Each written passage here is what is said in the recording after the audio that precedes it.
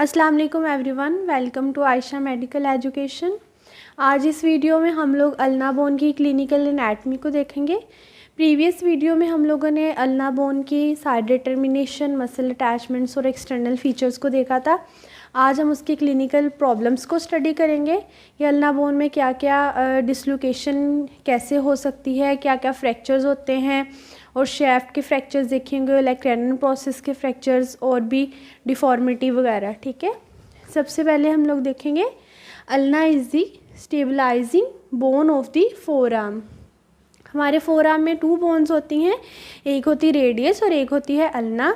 जो lateral side पे bone present होती है वो है रेडियस, और जो मीडियली प्रेजेंट होती है वो होती है अल्ना। ठीक है, अल्ना का स्ट्रक्चर कुछ ऐसे होता है कि उसका जो अपर एंड होता है अल्ना का वो हुक लाइक होता है।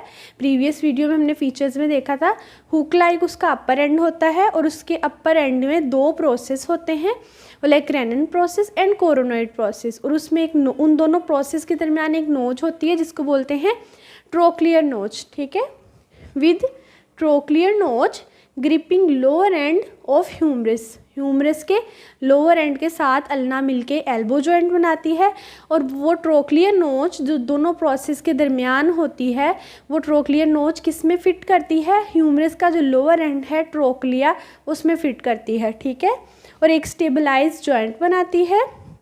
ठीक है, so radius can supinate and pronate efficiently.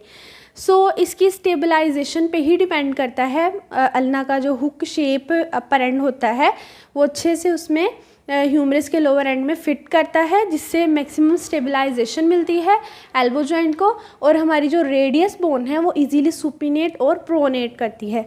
ये हमारे पास सुपिनेशन मोशन है, मूवमेंट है, और ये प्रोनेशन। ठीक है, यानी हमारी जो लेटरल साइड की बोन है रेडियस वही उसके ऊपर यानी रेडियस के अराउंड मूव करती है superior and inferior radio ulnar joint बना के। ठीक है, तो इस ग्रिप की वजह से ही जो रेडियस है वो अच्छे से सुपिनेट और प्रोनेट करती है। ठीक है, normally in extended elbow olecranon process of 2 epicondyles are in line. ये डायग्राम भी बनाई है। बेसिकली क्या होता है कि ये ह्यूमरस है हमारे पास, ये छोटी सी डायग्राम है, ये हमारे पास ह्यूमरस का लोअर एंड, और दोनों जो लोअर एंड है इसके दोनों तरफ लेटरल और मीडियल साइड पे एपिकंडाइल्स होते हैं। ठीक है, ये है मीडियल एपिकंडाइल और ये है लेटरल एपिकंडाइल। और जो अल्ना है उसका जो अपर एंड है उसके पोस्टीरियर साइड पे यानी ह्यूमरस के पोस्टीरियर साइड पे क्या प्रेजेंट होता है, लैक्रेनन प्रोसेस जो ह्यूमरस के लैक्रेनन फोसा में फिट करता है। तो क्या होता है, ये तीनों जो बोनी प्रोमिनेंसेस हैं, बोनी स्ट्रक्चर्स हैं, जब हम एक्सटेंडेड एल्बो रखते हैं तो ये एक लाइन में हो जाती हैं। नॉर्मली ऐसा होता है कि olecranon process, lateral epicondyle, medial epicondyle and lateral epicondyle in extended elbow क्या होते हैं, एक लाइन बनाते हैं। ठीक है, और अगर हम फ्लेक्स करके देखें एल्बो को, यूं फ्लेक्स करें तो क्या होता है कि जो हमारा लैक्रेनन process, medial epicondyle and lateral epicondyle हैं, ये क्या बनाते हैं, एक इक्विलेटरल ट्रायंगल। ये किस में था, but in flexed elbow form equilateral triangle. तीनों चीज़ें क्या बनाती हैं, इक्विलेटरल ट्रायंगल बनाती हैं। ये फ्लेक्स्ड एल्बो में ये दोनों कंडीशन, ये जो हमने पढ़ी हैं कि लाइन बनती है और एक इक्विलेटरल ट्रायंगल बनती है, ये दोनों कंडीशन ये हमारे पास नॉर्मल एल्बो की हैं। बट अगर क्या होता है, हमारे पास अल्ना का जो अपर एंड है यानी जो लैक्रेनन प्रोसेस है वो डिसलोकेट हो जाएगा, तो क्या होगा, तो वो इन्फीरियरली चला जाएगा और हमारे पास ट्रायंगल नहीं बनेगी। ये दोनों कंडीशंस नॉर्मल के लिए थी। ठीक है, उसके बाद आता है हमारे पास डिसलोकेशन ऑफ एल्बो।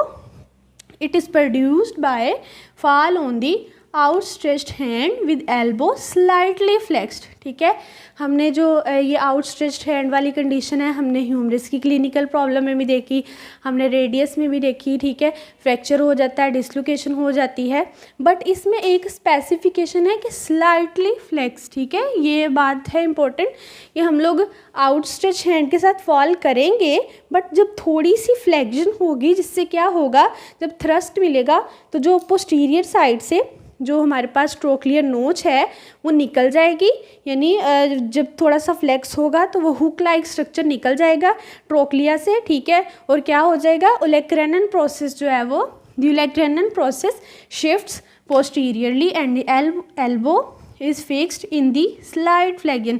जिससे क्या होगा, वो स्लाइड फ्लेक्जन की वजह से जो आउट स्ट्रेचिंग हुई थी, जिससे फॉल हुआ हमारा, उससे वो जो ट्रोक्लियर नोच है वो ट्रोक्लिया से निकल गई और ओलेक्रेनन प्रोसेस जो है वो पोस्टीरियरली चला गया, जिसकी वजह से क्या हो गया कि एल्बो अब स्लाइड फ्लेक्जन में आ गया। ये थी हमारे पास डिसलोकेशन ऑफ एल्बो। रेडियस का अगर हेड कैपिचुलम से निकल जाए तो वो भी डिसलोकेशन है, और अगर ओलेक्रेनन प्रोसेस इस तरह से आउटस्ट्रेच की वजह से निकल जाए पोस्टीरियरली तो ये भी डिसलोकेशन ऑफ एल्बो में ही आता है। अब हम देखेंगे फ्रैक्चर। ठीक है, हमने देखा डिसलोकेशन को देखा, और हमने नॉर्मल कंडीशन में देखा कि जो तीनों बोनी पॉइंट्स हैं, लेटरल और मीडियल एपिकंडाइल और ओलेक्रेनन प्रोसेस, वो एक्सटेंडेड फॉर्म में क्या करते हैं, एक स्ट्रेट लाइन बनाते हैं। बट जब हम फ्लेक्जन करते हैं तो वो तीनों प्रोसेस जो हैं वो क्या करते हैं, एक इक्विलेटरल ट्रायंगल बनाते हैं। बट अगर डिसलोकेशन हो जाए हमारे पास ओलेक्रेनन प्रोसेस की, यानी अल्ना का अपर एंड जो है वो डिसलोकेट हो जाए, तो क्या होगा, ऐसे इक्विलेटरल ट्रायंगल नहीं बनेगी, क्योंकि जो ओलेक्रेनन प्रोसेस है वो पोस्टीरियरली चला जाएगा। ठीक है, अब हम देखेंगे फ्रैक्चर्स को, जिसमें आता है सबसे पहले फ्रैक्चर ऑफ शैफ्ट। ठीक है, अल्ना बोन पढ़े हैं तो अल्ना की शैफ्ट का फ्रैक्चर देखेंगे। शैफ्ट ऑफ अल्ना में फ्रैक्चर ईदर अलोन और along with that of the radius.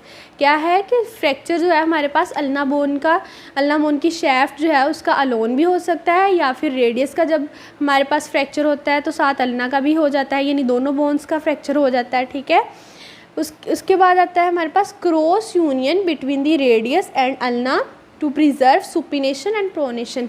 Cross union क्या होता है, ये एक ऐसी कंडीशन है जब हमारे पास फ्रैक्चर होता है तो जब हीलिंग होती है हमारे पास, सबसे पहले क्या होता है, जब किसी बोन की हीलिंग स्टार्ट होती है, हीमाटोमा बनता है। ठीक है, उसके बाद सॉफ्ट कैलस बनता है। ठीक है, देन हार्ड कैलस या बोनी कैलस बनता है, फिर बोन रीमॉडलिंग होती है। तो ये जो क्रॉस यूनियन है, क्या होता है कि जब सॉफ्ट कैलस बनता है ना, तो वो बोन्स जो हैं, फ्रैक्चर जब हील होता है तो वो आपस में उनका क्रॉस यूनियन हो जाता है। ठीक है, जैसे रेडियस और अल्ना का अगर फ्रैक्चर हो हमारे पास शैफ्ट का, तो क्रॉस यूनियन बनना शुरू हो जाएगा। सो हमें इसको प्रिवेंट करना चाहिए to preserve supination and pronation. ठीक है, यानी एक फ्रैक्चर के बाद एक नई कंडीशन बन जाती है, तो इसको प्रिवेंट करना चाहिए क्रॉस यूनियन को। ठीक है, देन आता है हमारे पास फ्रैक्चर ऑफ ओलेक्रेनन प्रोसेस। ओलेक्रेनन प्रोसेस जो है हमारे जो है एल्बो जॉइंट उसके पोस्टीरियर होता है, किसमें ओलेक्रेनन प्रोसेस जाता है, ओलेक्रेनन फोसा में। ठीक है, ओलेक्रेनन फोसा पोस्टीरियर साइड पे होता है। It is common and is caused by the fall on the point of elbow. यानी कैसे फॉल होगा, यानी बिल्कुल इस पॉइंट पे अगर हम फॉल करेंगे, ये वाला एरिया, यानी ये पार्ट जो है हमारा मतलब ज़मीन पर या फर्श पर लगता है, तो क्या होगा कि ओलेक्रेनन प्रोसेस जो है उसका फ्रैक्चर हो जाएगा। But the fracture of the coronoid process is uncommon. जो ओलेक्रेनन प्रोसेस का फ्रैक्चर है वो कॉमन है, जो कोरोनाइड प्रोसेस है वो तो एंटीरियर साइड पे प्रेजेंट होता है, उसका फ्रैक्चर अनकॉमन है। ठीक है, उसके बाद एक डिफॉर्मिटी है जिसको बोलते हैं मेडलिंग्स डिफॉर्मिटी। इसमें क्या होता है कि dorsal subluxation of the lower end of the ulna due to retard growth of lower end of radius. ठीक है, सबलक्सेशन क्या होता है, डिसलोकेशन। ठीक है, ये क्या है कंडीशन, इसमें लोअर एंड जो है हमने देखा था कि जो रेडियस होता है उसका हेड अपवर्ड होता है और जो अल्ना बोन है उसका हेड डाउनवर्ड होता है। ठीक है, इसमें क्या होगा कि जो डोर्सल पार्ट है उसका, यानी पोस्टीरियर साइड, इसकी क्या होगी, डिसलोकेशन हो जाएगी अल्ना की, क्योंकि जो ग्रोथ है रेडियस की वो रिटार्ड हो जाती है। यानी इसमें क्या प्रॉब्लम आता है, ग्रोथ प्लेट्स का, यानी जो हमारे पास रेडियस बोन है उसकी किसी प्रॉब्लम की वजह से ग्रोथ रिटार्ड हो जाती है और ठीक से उसकी ग्रोथ नहीं हो पाती, जिसकी वजह से क्या होता है कि जो अल्ना का हेड है वो डोर्सली वो क्या होता है, सबलुक्सेट हो जाता है, यानी उसकी डिसलोकेशन हो जाती है और वो हमें प्रोमिनेंट भी दिखाई देता है, एक उभार सा बन जाता है। ठीक है, मिस अलाइनमेंट की वजह से होता है, यानी रेडियस की रिटार्ड होती है ग्रोथ, जिसकी वजह से सबलुक्सेशन हो जाती है अल्ना की। ठीक है, ये थी हमारे पास मेडलिंग्स डिफॉर्मिटी। ओवरऑल हमने क्या देखा, हमने अल्ना बोन को देखा। ठीक है, हमने उसकी एक्सटेंडेड और फ्लेक्जन में देखा कैसे कैसे उनकी जो है अलाइनमेंट होती है, हमने डिसलोकेशन को देखा, शाफ्ट का फ्रैक्चर ऑफ ओलेक्रेनन प्रोसेस और उसके अलावा मेडलिंग्स डिफॉर्मिटी को देखा। If you understand the video so please like, share and subscribe the channel. Thanks for watching.